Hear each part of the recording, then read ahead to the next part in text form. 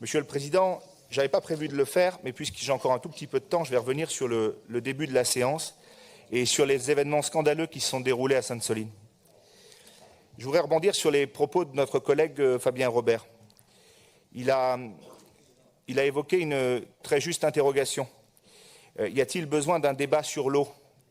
Je crois que des quatre coins de cet hémicycle, tout le monde s'accorde à dire que oui, il y a un besoin d'un débat sur l'eau. Une deuxième interrogation, dans le cas d'espèce, y a-t-il illégalité dans la construction de ces bassines? La réponse est non.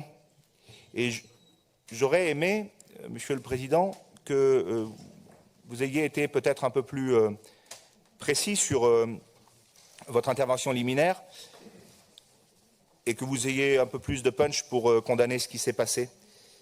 Ces bassines, Monsieur le Président, elles ont donné lieu à une enquête publique de près de 500 contributions. L'enquête publique a donné un feu vert à la construction de la bassine de Sainte-Soline. La commission d'enquête préalable a également émis un feu vert à la construction de la bassine de Sainte-Soline.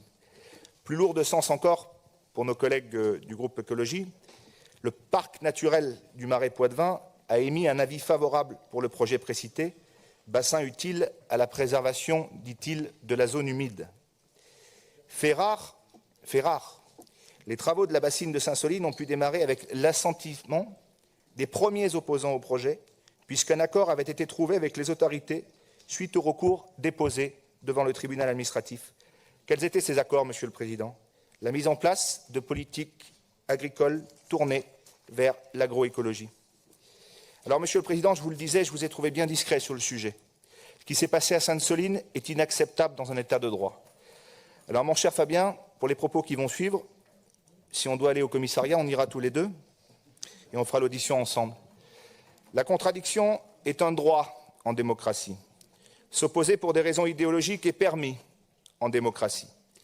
Détruire des ouvrages légaux est un délit.